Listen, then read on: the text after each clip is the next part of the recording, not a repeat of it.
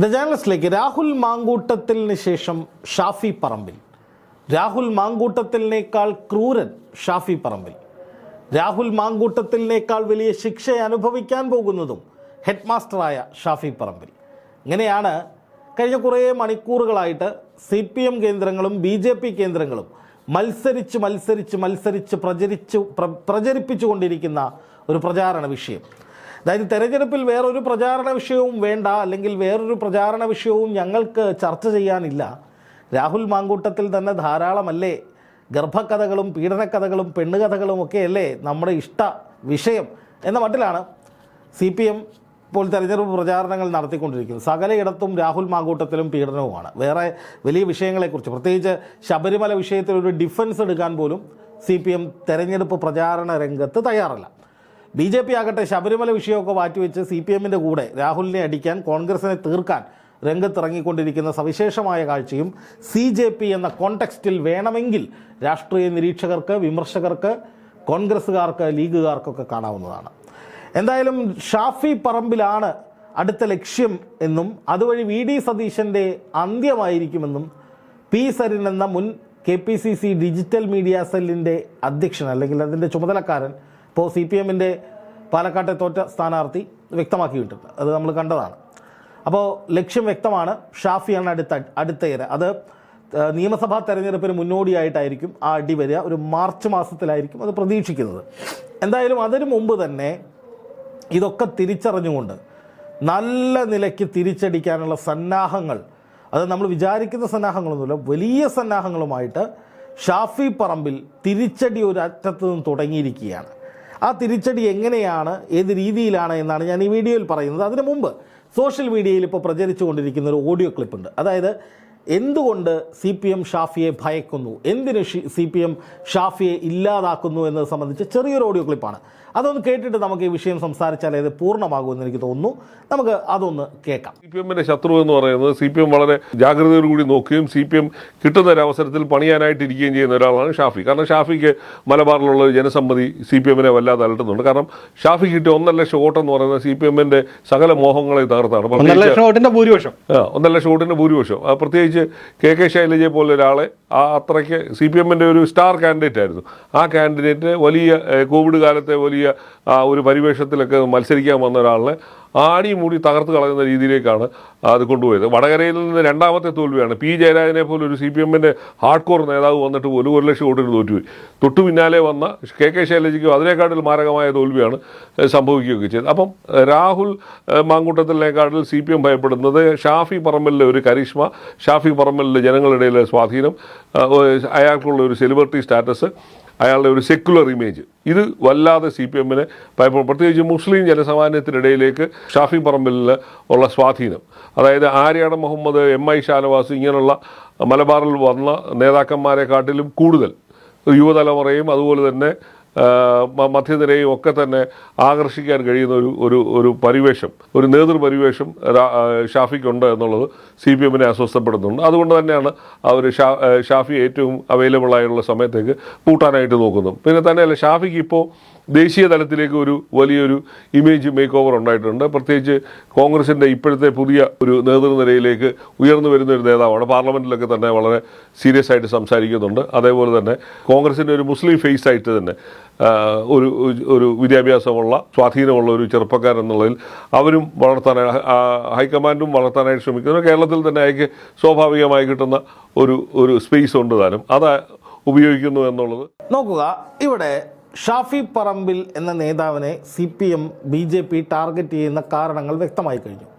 BJP target ചെയ്യുന്നത് കേരളത്തിൻ്റെ ഭാവി മുഖ്യമന്ത്രി ഒരു മുസ്ലിമായി പോകുമോ എന്ന അർത്ഥത്തിൽ കൂടിയായിരിക്കും.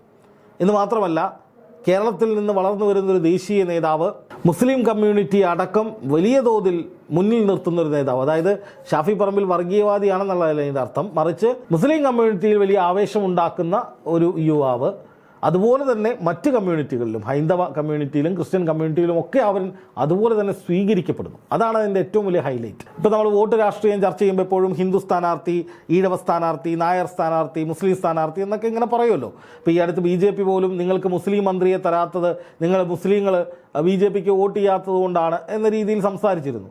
അപ്പോൾ സ്വാഭാവികമായിട്ടും വോട്ടിന് മതമുണ്ട്, അത് ഇല്ല എന്നൊക്കെ പറഞ്ഞാലും എല്ലാ രാഷ്ട്രീയ പാർട്ടികളും അത് സംസാരിക്കാറുണ്ട്. അപ്പോൾ സ്വാഭാവികമായിട്ടും ഷാഫി പറമ്പിൽ ഒരു മുസ്ലിം കാൻഡിഡേറ്റ് എന്ന നിലയിൽ ന്യൂനപക്ഷങ്ങൾക്കിടയിൽ പ്രത്യേകിച്ച് മലബാർ മേഖലയിൽ വലിയ സ്വീകാര്യത നേടുന്നയാളാണ് എന്നുള്ളത് വ്യക്തമാണ്. വടകരയിൽ ഒരു പരിധിവരെ കുറേ വോട്ടുകൾ അങ്ങനെ ഷാഫി സമാഹരിച്ചിട്ടുണ്ട്. പക്ഷേ അതേസമയം മറ്റ് കമ്മ്യൂണിറ്റികളുടെ വോട്ടുകളും അതുപോലെ സമാഹരിക്കാൻ ഷാഫിക്ക് കഴിഞ്ഞതുകൊണ്ടാണ് 1.5 ലക്ഷത്തിലധികം 1,30,000 വോട്ടിൻ്റെ ഭൂരിപക്ഷത്തിലേക്ക് ഷാഫി എത്തുന്നത്. പാലക്കാട് കൽപ്പാത്തി രഥോത്സവത്തിൽ അവിടുത്തെ ഹൈന്ദവ സഹോദരങ്ങളുടെ തോളോട് തോൾ ചേർന്ന് ഗംഭീരമായി ആ പരിപാടി നടത്തുന്ന അവരുടെ MP ആയിരുന്നു ഷാഫി.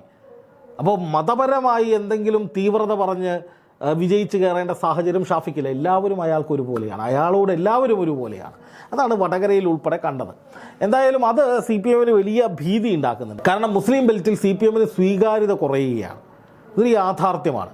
പാലത്തായി കേസിൽ പപ്പൻ മാഷ് ശിക്ഷിക്കപ്പെട്ടത് അദ്ദേഹം ഹിന്ദുവായിരുന്നത് കൊണ്ടാണെന്നും SDPIക്കാർ ജിഹാദികൾ ഒരുക്കിയ ഗണിയിൽ പപ്പൻ മാഷ് വീണതാണെന്നും BJPക്കാർ പറയുന്നത് നമുക്ക് അംഗീകരിക്കാം. അതുതന്നെ ഏറ്റെടുക്കുന്ന മറ്റൊരു ആളുകൾ ഇവിടെയുണ്ട്. ഇതെന്താണെന്ന് ഞാൻ പറയുന്നില്ല. അപ്പോൾ അതുമാത്രമല്ല, പ്രധാനമന്ത്രി നരേന്ദ്രമോദി പറയുന്ന പദ്ധതികളൊക്കെ ഒരു BJP മുഖ്യമന്ത്രി നടപ്പാക്കുന്നതിനേക്കാൾ വേഗത്തിൽ കേരളത്തിൽ നടപ്പാക്കുന്ന ഒരു മുഖ്യമന്ത്രിയാണ് പിണറായി വിജയൻ എന്നൊരു ആക്ഷേപമുണ്ട്. അതുപോലെ തന്നെ അന്ധമായ മുസ്ലിം വിരുദ്ധത വാരി വിളമ്പുന്ന വെള്ളാപ്പള്ളിയെ ഒക്കത്തിരുത്തിക്കൊണ്ട് നടക്കുന്നത് ആരാണെന്നും മുസ്ലിം വിഭാഗത്തിൽപ്പെട്ടവർ അങ്ങോട്ടും ഇങ്ങോട്ടും ചർച്ച ചെയ്യുന്നുണ്ട്. അതായത് ന്യൂനപക്ഷ വിരുദ്ധത മുഖമുദ്രയാക്കിയവരുടെ കൂടെ നിന്നുകൊണ്ട് പല നേട്ടങ്ങളും ഉണ്ടാക്കുകയും പലതും ഒത്തുതീർപ്പാക്കുകയും ചെയ്യുന്നവർ നാളെ ഞങ്ങൾക്ക് നേരെയും തിരിയും, അതുകൊണ്ട് അവരെ വിശ്വാസമില്ല എന്ന് പറയുന്ന മുസ്ലിം സമൂഹത്തിൽപ്പെട്ട ഒരുപാട് പേർ മലബാർ മേഖലയിൽ ഉൾപ്പെടെ ഉണ്ട്. അവർ കോൺഗ്രസ്സിലേക്ക് ആഭിമുഖ്യത്തോടുകൂടി കോൺഗ്രസ്സാണ് ഞങ്ങളുടെ രക്ഷകർ എന്ന നിലയിലേക്ക് മാറുന്നു. ക്രൈസ്തവ കമ്മ്യൂണിറ്റിയിലും ഹൈന്ദവ കമ്മ്യൂണിറ്റിയിലുമൊക്കെ സംഘപരിവാർ വിരുദ്ധ രാഷ്ട്രീയം സ്വീകരിക്കുന്ന ആളുകളൊക്കെ കോൺഗ്രസ്സിലേക്ക് ചായുന്നൊരു സാഹചര്യം കേരളത്തിലുണ്ട്. അപ്പോൾ സ്വാഭാവികമായിട്ടും ഷാഫി പറമ്പിലൊക്കെ അതിന് നിർണായകത്വം വഹിക്കുന്ന യുവ നേതാവായി, തികഞ്ഞ സംഘപരിവാർ വിരുദ്ധ രാഷ്ട്രീയം മുന്നോട്ട് വയ്ക്കുന്ന നേതാവായി വളർന്നു വരുമ്പോൾ സ്വാഭാവികമായിട്ടും ആ ബെൽറ്റിൽ സംഘപരിവാർ വിരുദ്ധ മനസ്സുകളിൽ നിന്ന് തങ്ങൾക്ക് അനുകൂലമായ സമീപനം ഉണ്ടാകില്ല എന്ന് ഏറെക്കുറെ CPMന് ബോധ്യമായിട്ടുണ്ട്. അപ്പോൾ അതുകൊണ്ട് ഷാഫി പറമ്പിൽ എന്ന നാളെയുടെ ഭാവി മുഖ്യമന്ത്രി പോലുമാകാൻ കഴിവുള്ളൊരു ചെറുപ്പക്കാരനെ ആദ്യമേ അടിച്ച് വീഴ്ത്തുക എന്നുള്ളതാണ് CPMൻ്റെ തന്ത്രം എന്ന നിലയിലാണ് ഒരു വാദം വരുന്നത്. അപ്പോൾ അതാണിപ്പോൾ ഏറ്റവും പ്രധാനപ്പെട്ട വാദം. അതുകൊണ്ട് തന്നെ ആരോപണങ്ങൾ ഷാഫിക്ക് നേരെ ഉയർത്തിക്കൊണ്ടേയിരിക്കുകയാണ് CPM. അപ്പോൾ എന്ത് ചെയ്യും? ഷാഫി അതിൽ കയറി പിടിക്കും. അപ്പോൾ സ്വാഭാവികമായിട്ടും അതൊരു രാഷ്ട്രീയ വിവാദമാകും. CPM നേതാക്കൾ ഷാഫിക്ക് മറുപടി കൊടുക്കും. അപ്പോൾ ഇപ്പോൾ രാഹുൽ എന്ന് പറയുന്നത് പോലെ നിയമസഭാ തെരഞ്ഞെടുപ്പ് അടുക്കും തോറും ഷാഫി എന്ന നിലയിലേക്ക് ചാനൽ ചർച്ചകൾ മാറും. അതായത് ഈ പറയുന്ന റിപ്പോർട്ടർ ചാനലും ന്യൂസ് മലയാളം 24 ഒക്കെ ഷാഫി കൊള്ളക്കാരനാണ്, ഷാഫിക്ക് കള്ളപ്പണ ബന്ധമുണ്ട്, ഷാഫി പീഡനത്തെ സപ്പോർട്ട് ചെയ്തു, രാഹുലിന് കിടക്ക വിരിച്ചത് ഷാഫിയാണെന്ന മട്ടിലൊക്കെ കഥകൾ പറയുമായിരിക്കും. അതെന്നും രാവിലെ ബ്രേക്കിംഗ് ന്യൂസായിട്ട് കൊടുക്കുമായിരിക്കും. അപ്പോൾ എന്താ സംഭവിക്കുകയെന്ന് വെച്ചാൽ മറ്റ് വിഷയങ്ങളൊന്നും ചർച്ച ചെയ്യപ്പെടാതെ ഇതിലേക്ക് ജനങ്ങൾ മുഴുവൻ ശ്രദ്ധിക്കുകയും സർക്കാരിനെതിരായിട്ടുള്ള നീക്കങ്ങളൊക്കെ അവസാനിക്കുകയും ചെയ്യുമെന്നൊക്കെ ആയിരിക്കും ഇവർ കരുതിയിട്ടുണ്ടാവുക. പക്ഷേ സോഷ്യൽ മീഡിയ ഇവിടെ ശക്തമാണെന്നും ജനങ്ങൾ കുറെ കൂടി ബുദ്ധിയുള്ളവരാണെന്നും ചാനലുകൾ പറയുന്നതൊക്കെ തൊണ്ട തൊടാതെ വിഴുങ്ങുന്ന അവസ്ഥ ഇപ്പോൾ കേരളത്തിലില്ല, അത് മാറിക്കൊണ്ടിരിക്കുന്നു എന്നുള്ള യാഥാർത്ഥ്യവും ഈ ചാനൽ മുതലാളിമാരും ചാനലിലെ അവതാരങ്ങളും മനസ്സിലാക്കിയത് നല്ലതാണ്. കാരണം നമ്മൾ കാണുകയാണ് കേരളത്തിലെ റേറ്റിങ്ങിൽ മുന്നിൽ നിൽക്കുന്ന 2 ചാനലുകൾ അങ്ങോട്ടും ഇങ്ങോട്ടും അടിയാണ്. 24 പറയുന്നു റിപ്പോർട്ടർ കള്ളന്മാരാണെന്ന്, റിപ്പോർട്ടർ പറയുന്നു 24 വ്യാജരേഖയുണ്ടാക്കി, ഒരു ഹാക്കറെ വെച്ചിട്ട് വ്യാജരേഖയുണ്ടാക്കി എന്ന് പറയുന്നു.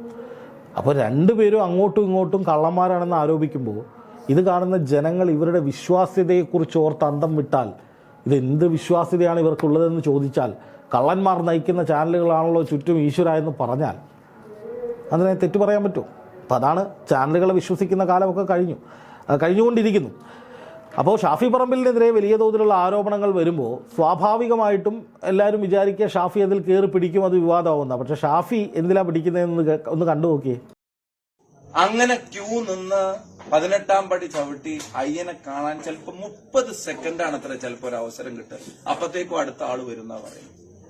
30 സെക്കൻഡിനകത്ത് അവർ ചിലപ്പോൾ അവരുടെ സങ്കട കടലിന്റെ കെട്ടഴിക്കും, ആരോഗ്യത്തിന് വേണ്ടി പ്രാർത്ഥിക്കും, അഭിവൃദ്ധിക്ക് വേണ്ടി പ്രാർത്ഥിക്കും, അച്ഛന് വേണ്ടി പ്രാർത്ഥിക്കും, അമ്മയ്ക്ക് വേണ്ടി പ്രാർത്ഥിക്കും, മക്കൾക്ക് വേണ്ടി പ്രാർത്ഥിക്കും. അത്ര പുണ്യം നിറഞ്ഞൊരിടമായി അവർ കണക്കാക്കുന്ന ഏറ്റവും ദൈവികമായിട്ടുള്ള ഒരു സ്ഥലമായി ഒരു ഭക്തനും വിശ്വാസിയും കണക്കാക്കുന്ന സ്ഥലത്ത് അവിടെ കയറി കട്ടിട്ടുണ്ടെങ്കിൽ അത് കേരളത്തിലെ ജനങ്ങൾ കൊടുക്കില്ല എന്നുള്ളതാണ്.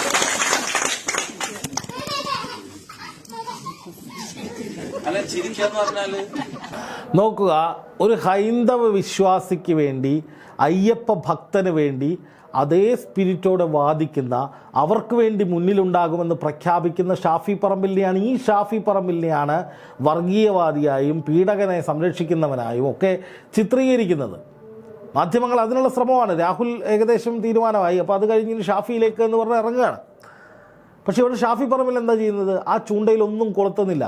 ഷാഫി പറമ്പിൽ തെരഞ്ഞെടുപ്പ് യോഗങ്ങളിൽ എമ്പാടും സംസ്ഥാന സർക്കാരിനെതിരായ വിമർശനങ്ങൾ, സംഘപരിവാറിനെതിരായ വിമർശനങ്ങൾ രൂക്ഷമായി നടത്തിക്കൊണ്ട് ജനഹൃദയങ്ങളിൽ തന്നെ തുടരുകയാണ്. അല്ലെങ്കിലും രാഹുൽ മാങ്കൂട്ടത്തിൽ ഒരാളെ പീഡിപ്പിച്ചു, അല്ലെങ്കിൽ ഷാഫി പറമ്പിൽ അത് ചെയ്തു ഇത് ചെയ്തു എന്നൊക്കെ പറയുന്നത് പൊതുജനങ്ങൾ അനുഭവിക്കുന്ന, സാധാരണക്കാരൻ അനുഭവിക്കുന്ന ജീവിത പ്രശ്നങ്ങളെക്കാൾ വലുതാണോ? നിങ്ങൾ പറ. അപ്പം ജനങ്ങൾ അനുഭവിക്കുന്ന ദൈനംദിന പ്രശ്നങ്ങൾ, നമ്മുടെ നികുതിപ്പണം കൊണ്ട് ജീവിക്കുന്നവർ നമ്മുടെ മുതൽ കക്കുന്ന അവസ്ഥ, അതൊക്കെ തുറന്നു കാണിക്കാൻ ഇറങ്ങി പുറപ്പെടുന്നവരെ ചാപ്പയടിച്ച് മാറ്റി നിർത്തുകയാണ്, അവരെ പല രീതിയിൽ ഒതുക്കുകയാണ്.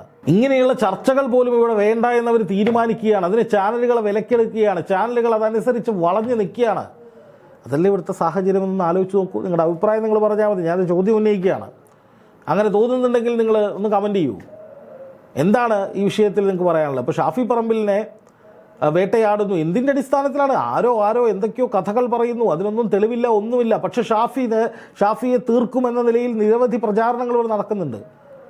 അപ്പോൾ ഷാഫിയിലേക്ക് അത് വരുന്നു, ഷാഫിക്ക് അത് മനസ്സിലാകുന്നുണ്ട്. അതുകൊണ്ട് തന്നെ ഷാഫി പറമ്പിൽ ആ ഭാഗത്തേക്ക് ചിന്തിക്കാതെ തൻ്റെ രാഷ്ട്രീയ പ്രവർത്തനം എന്താണോ, തൻ്റെ മുന്നിലുള്ള കടമ എന്താണോ, തനിക്ക് ചെയ്യാൻ കഴിയുന്നത് എന്താണോ അത് കൃത്യമായി ചെയ്ത് മുന്നോട്ട് പോവുകയാണ്. ഇതോടുകൂടി രാഹുൽ മാങ്കൂട്ടത്തിന് ശേഷം ഷാഫിയെ വേട്ടയാടാമെന്ന് ചിന്തിക്കുന്നവർക്ക് ഒരു വലിയ തിരിച്ചടി തന്നെ തുടക്കത്തിലേക്ക് കിട്ടുകയാണ് എന്നുള്ളതാണ് യാഥാർത്ഥ്യം. എന്തായാലും ഷാഫി പറമ്പിലിനെ തീർക്കാം എന്നുള്ള സ്വപ്നമൊക്കെ നടപ്പാകുമോ, അതിനുവേണ്ടി അവർ എന്തൊക്കെ ശ്രമിക്കുമോ എന്നുള്ളതൊക്കെ കാത്തിരുന്ന് കാണേണ്ട വിഷയമാണ്. എന്തായാലും നിലവിൽ തന്നെ ആക്രമിക്കാൻ വരുന്നവരെ ശക്തമായി തന്നെ തിരിച്ചടിക്കാൻ ഷാഫി തയ്യാറാണ്. അതനുസരിച്ചുള്ള ക്യാമ്പയിനുകളുമായി ഷാഫി മുന്നോട്ട് പോവുകയാണ്. ഷാഫി പറമ്പിലിനെ തോൽപ്പിക്കാനാകില്ല എന്ന സൂചന തുടക്കത്തിലെ തന്നെ അദ്ദേഹം നൽകുകയുമാണ്.